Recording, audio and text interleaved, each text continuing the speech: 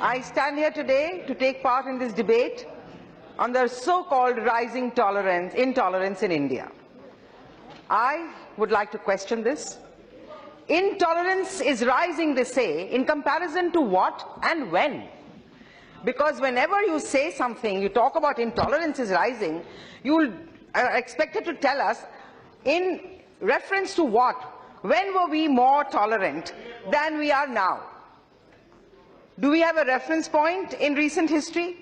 Incidents like what happened to Akhlaq in Dadri and the rationalists elsewhere are regrettable and should not happen in any civilized society. But stray incidents have been happening all over India for many, many years. Strangely, our wonderful intellectuals who have been returning their awards, people we respect very deeply, I want to ask them, where was their conscience all these years when so many things that should have shaken their conscience happened?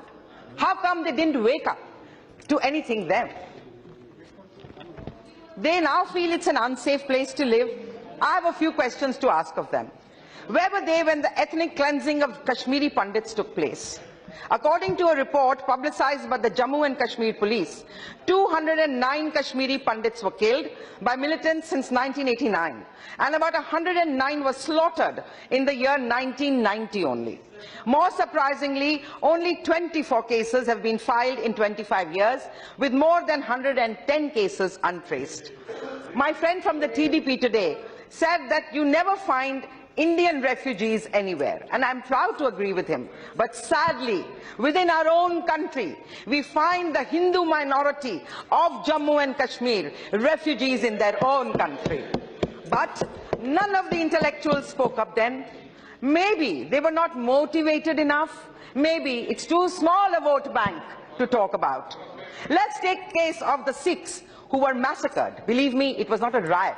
It was a massacre in a brutal show of power back in 1984. My friend Mr. Mohammed Salim was very dramatically saying yesterday, Punjab में आग लगा हुआ है. मोहम्मद सलीम साहब अब कब कहाँ थे जब पंजाब में असल में आग लगा था? 1980s में जब आग लगा था, जब वहां पर मैडम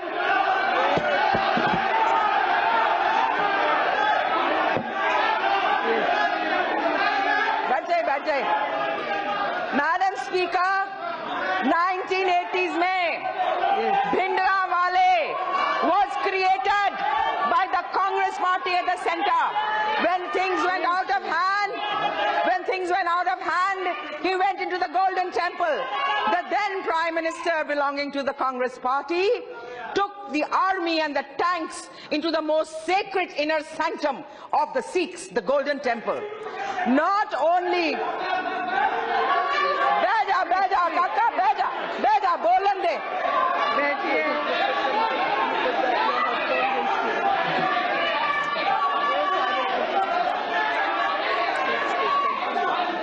क्या बोला मैं देख लूंगी ना. She has not taken anybody's name. Please sit down. मेरे को इससे क्या होता है? नाम नहीं लिया है, किसी का नाम नहीं लिया है. बैठिए नहीं रखो. She has a party. That's not anybody's name. Please बैठिए. Madam,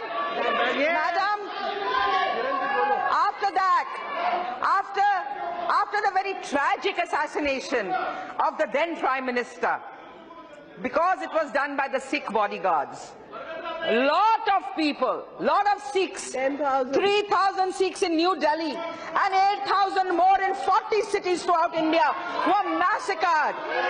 The cries of the family members and their mourning can still be heard.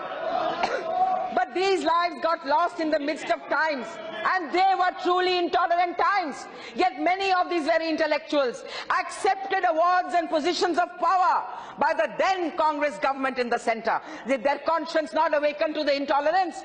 Or were the Sikhs again too small a vote bank to worry about? No, I question this so-called intolerance. For that matter, Madam Speaker, let us look at the period of the emergency in 1975. Forced sterilizations took place in the garb of family planning. They were more than the sterilizations carried out by Hitler on the Jews back in Nazi Germany.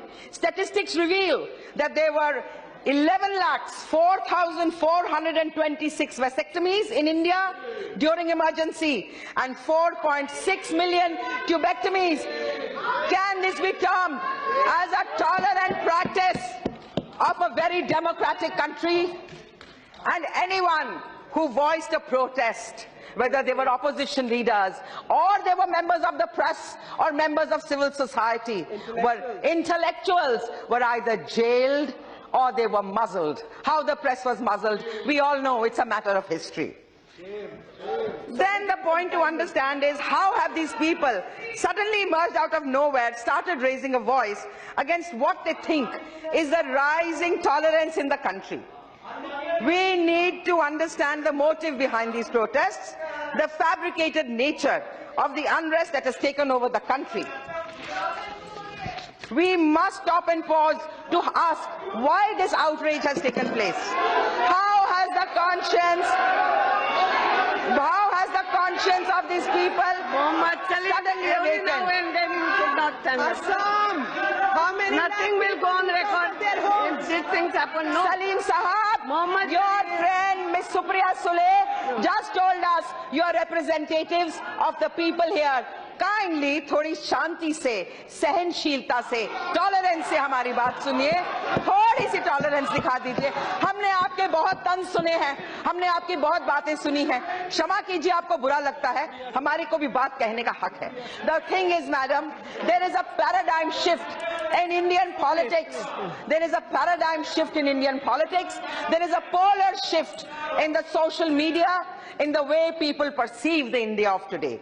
And that is what is bothering the parties that went into the hustings every time, promising a lot, but unfortunately could not deliver on governance. And so every time they fell back on secularism and trying to make parties that try to do something for the people where governance is concerned into communal parties, because that is the easiest thing to say. How do you prove it? How do you disprove it? आप आंकड़े देंगे, हम आंकड़े देंगे, perception ऐसा बना दीजिए जिससे लोगों को लगे हाँ बड़ी बहुत intolerance है.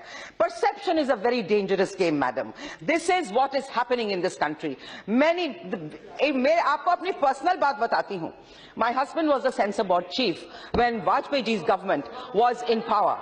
He was removed overnight when the UPA came into power, and Ms. Sharmila Tagore, with due respect to her, was appointed. Was this tolerance? And madam, the two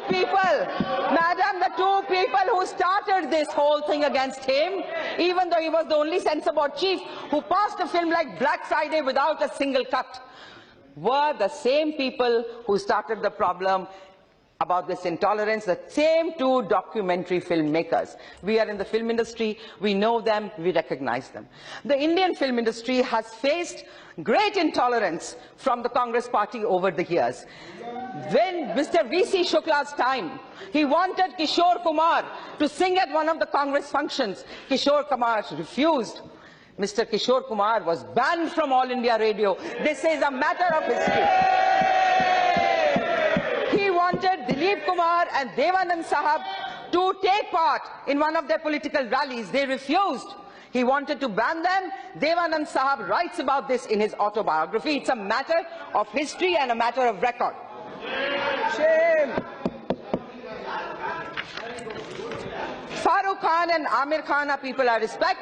They have a right to their opinion, but I wish people who are celebrities also realize that they lead very, very privileged lives. Very privileged lives.